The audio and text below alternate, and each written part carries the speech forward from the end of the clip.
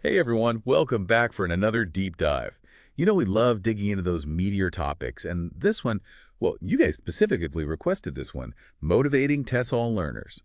We're taking a look at some pretty fascinating excerpts from a chapter all about motivation in a well-known academic text. Honestly, I even had a few aha moments myself just reading through it all. It really is fascinating. Such an interesting area of study. And, it's constantly evolving too, especially when you consider how the role of English is changing globally. I mean, think about it. Okay, so hold on a sec before we get too meta. Right. Can you remind me, what's the big question we're tackling in this deep dive? What are we really trying to understand? Well, I'd say it boils down to this.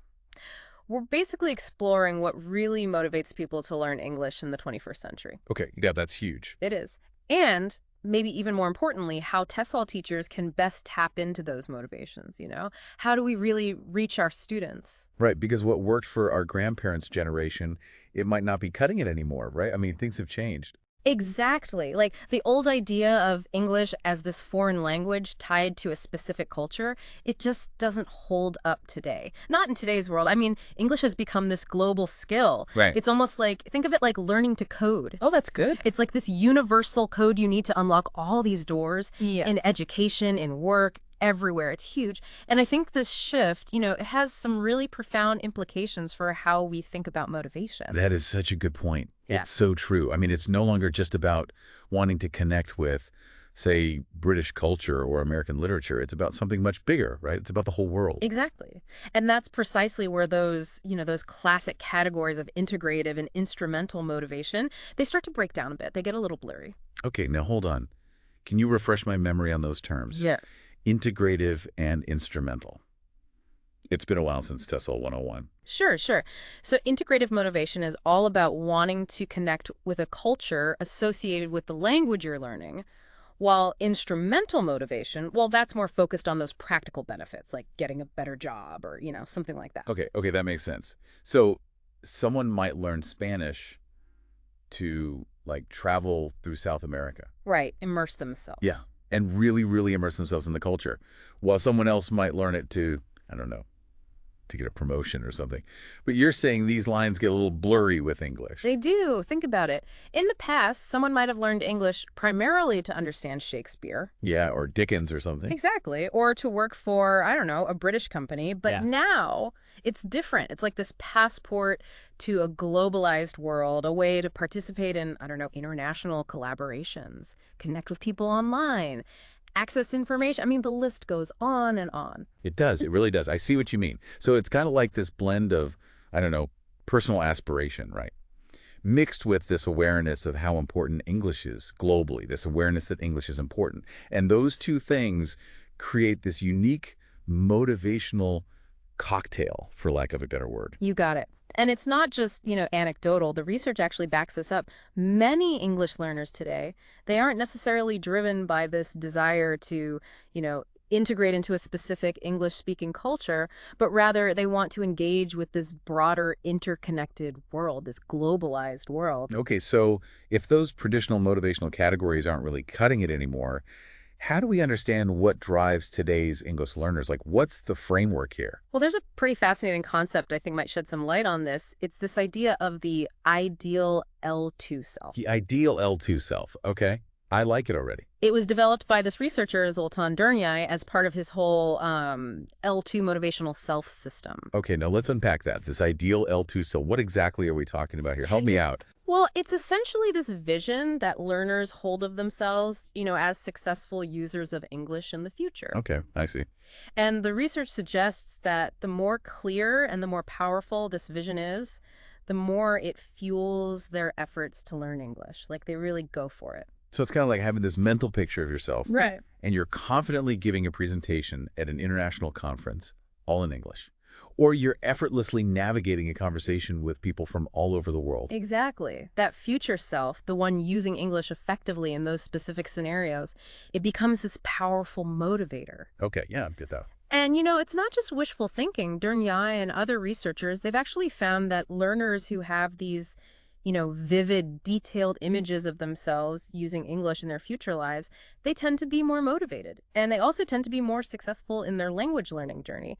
They do better. Wow, that's amazing. Okay, so I'm already seeing how this could be helpful for teachers. Like we could encourage students to, I don't know, not just learn vocabulary lists, but actually imagine themselves using those words in real-world situations. Absolutely. I mean, that's just the tip of the iceberg. The research offers a whole toolbox of strategies teachers can use to help learners develop, and strengthen their ideal L2 selves. And that in turn, well, it can really supercharge their motivation. It really makes a difference. Okay, I'm all ears.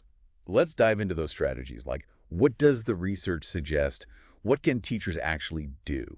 Well, one key strategy is connecting learning to learners' actual lives and aspirations. Okay, so make it real, make it relevant. Right. So instead of just teaching grammar rules in isolation, we help them see how English can actually help them achieve their own unique goals, whatever those goals may be. So make that connection explicit, like saying, hey, you want to study abroad? Well, mastering these grammar points will actually help you navigate those university applications, something like that. Exactly. It's about showing them that English isn't just this abstract subject. It's a powerful tool to help them achieve their dreams. It's really empowering. Oh, I love that. I mean, it makes the learning Yeah. so much more meaningful, more personal, and honestly, probably more fun too. Absolutely. And another important piece of the puzzle, it's all about setting realistic goals. I mean, we all have big dreams, right? We do. But breaking them down into smaller, more manageable steps can make a huge difference in terms of, staying motivated and building confidence. It's true. It's like training for a marathon. You wouldn't just start running 26 miles on day one, right? You'd gradually increase your mileage, celebrate the small milestones, and build up your endurance over time. Exactly. And that same principle, it applies to language learning too. If learners set small, achievable goals and they experience those regular successes along the way, they're much more likely to stay motivated. And, they're more likely to persist even when things get tough. Yeah, they'll push through those challenges. Okay, so we've talked about connecting learning to real-life goals and setting realistic milestones. What else? What else can teachers do to tap into this whole um, ideal L2 self-power? Well, another crucial factor is providing opportunities for learners to actually use the language in meaningful ways. We can't just focus on rote memorization or grammar drills all the time. We need to create those opportunities for, real communication, Yeah. for authentic language use. That makes a lot of sense.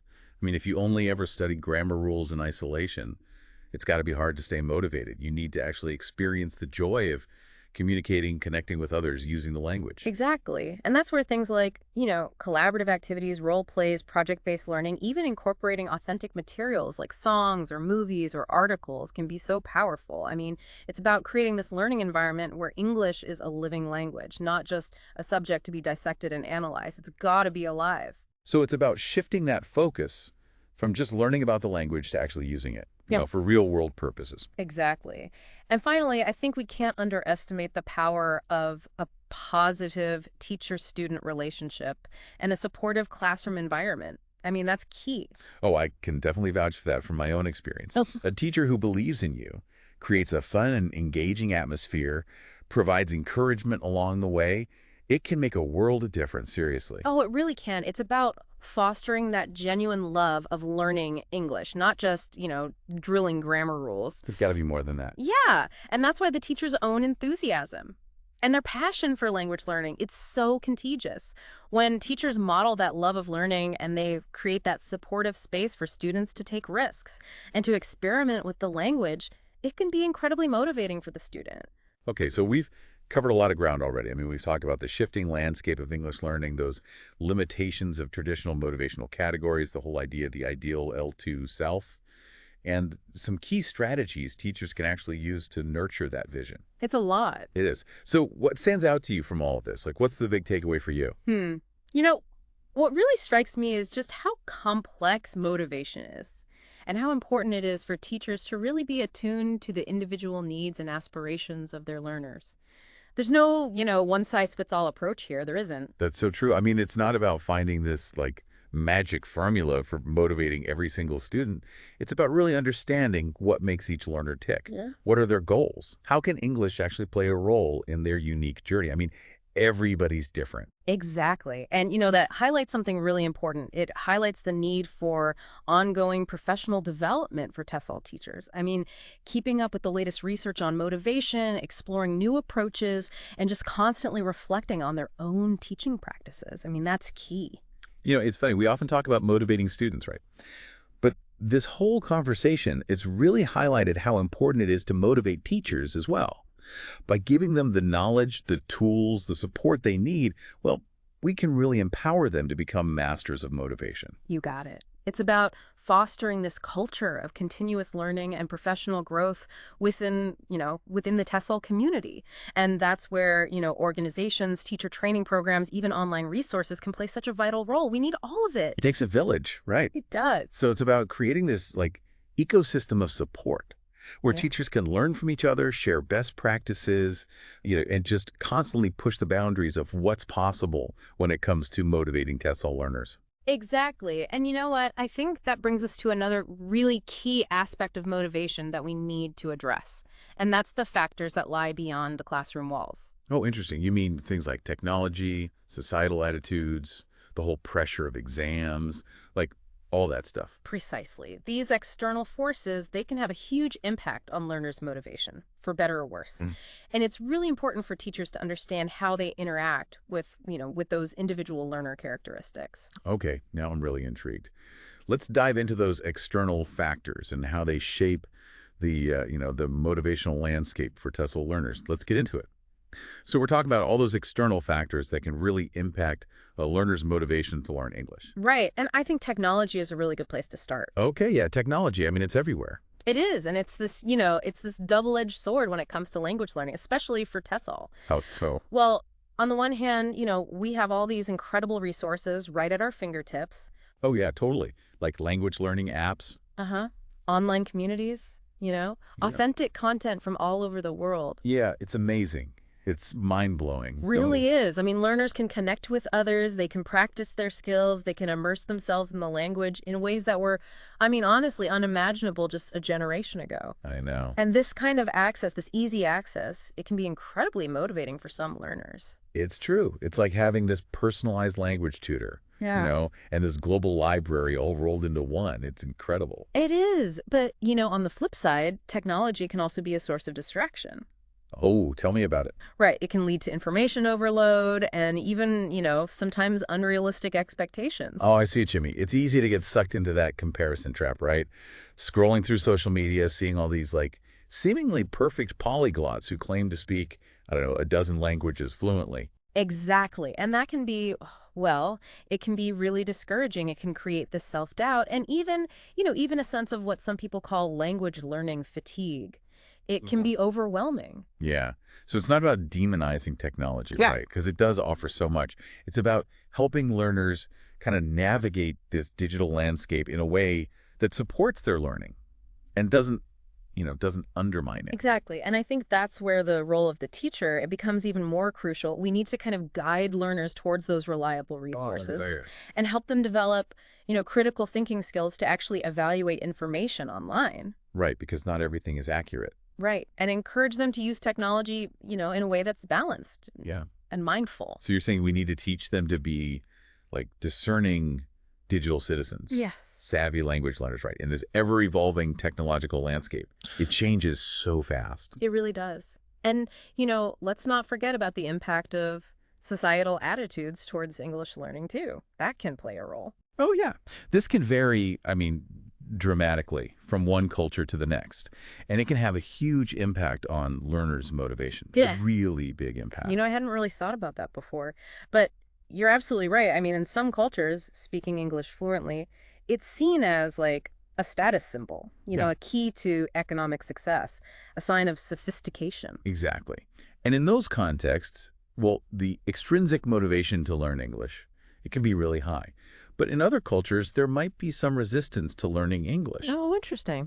Maybe because it's perceived as a threat to local languages or to cultural identity. Yeah, that's a really important point. It's not just about teaching grammar and vocabulary. It's about understanding those cultural nuances. And the sensitivities surrounding English learning, it's complex. It is.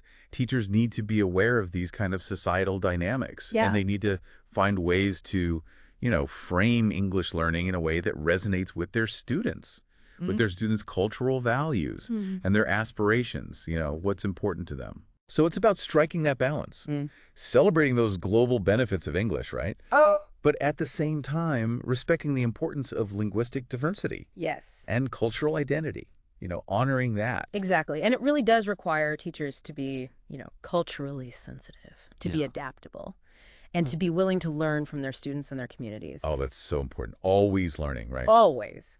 Okay, so we've talked about technology, societal attitudes, all that stuff. But what about exams? I mean, those can be a real motivation killer for some students. Oh, absolutely. Exams, they can be a major source of stress and anxiety for language learners. I mean, depending on how they're designed, and how they're administered, they can either really motivate learners to study hard, or they can completely crush their intrinsic love of the language. That's true. I've definitely seen both sides of that. I mean, when exams just focus on rote memorization, Yeah. Or grammar rules that are totally divorced from real-world communication, it just feels pointless. It's demotivating. Right. But when exams are designed to assess communicative competence and real-world language use, Yeah. they can provide a real sense of accomplishment. They can actually motivate learners to keep pushing themselves, to keep going. I see what you mean. It's like the difference between studying for, a standardized test that feels completely irrelevant to your life, Yeah. and then preparing for like a presentation that you're actually excited to give. Exactly. And that's why it's so important for teachers to, advocate for assessment practices that align with the overall goals of language learning to help learners develop the skills and the confidence they need to actually use English effectively in the real world, Yeah. in their lives. So it's not just about like teaching to the test. It's about making sure the test itself is actually meaningful Yeah. and relevant to the learners' lives. Exactly. And that brings us right back to the crucial role of the teacher. They're the ones on the front lines, navigating all these complex factors, creating those engaging learning experiences, and, ultimately shaping the motivational landscape for their students. It's a big job. It is. It is. It's such a demanding yet rewarding profession.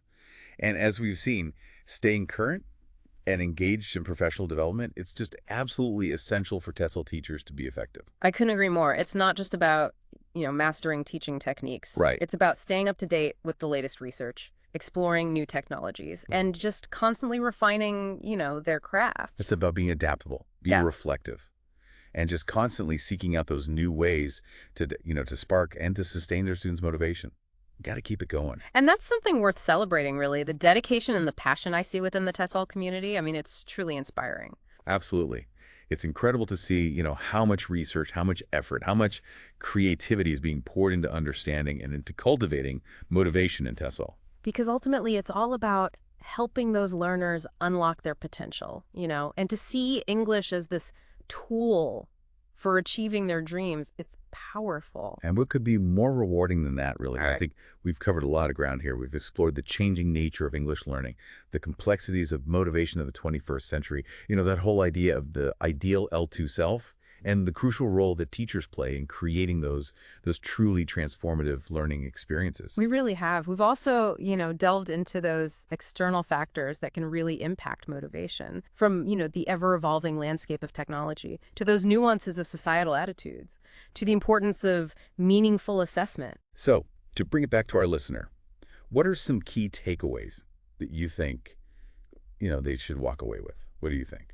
Well, for me, I think it's about recognizing that, motivation, it's not this like fixed trait, right? It's not something you just have or you don't. Right. It's this dynamic force. It's constantly being shaped by so many things, by internal factors, external pressures, and of course, the learning environment itself, all of it plays a role. I completely agree. And what that means?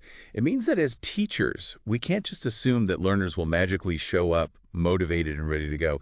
It doesn't work that way. That doesn't. We need to actively cultivate that motivation, Right. nurture it, and help learners develop the strategies they need to stay engaged and committed to their language learning journey, even when things get tough, because they will. Yeah, they will. Yeah. And I think that starts with really understanding those individual learners.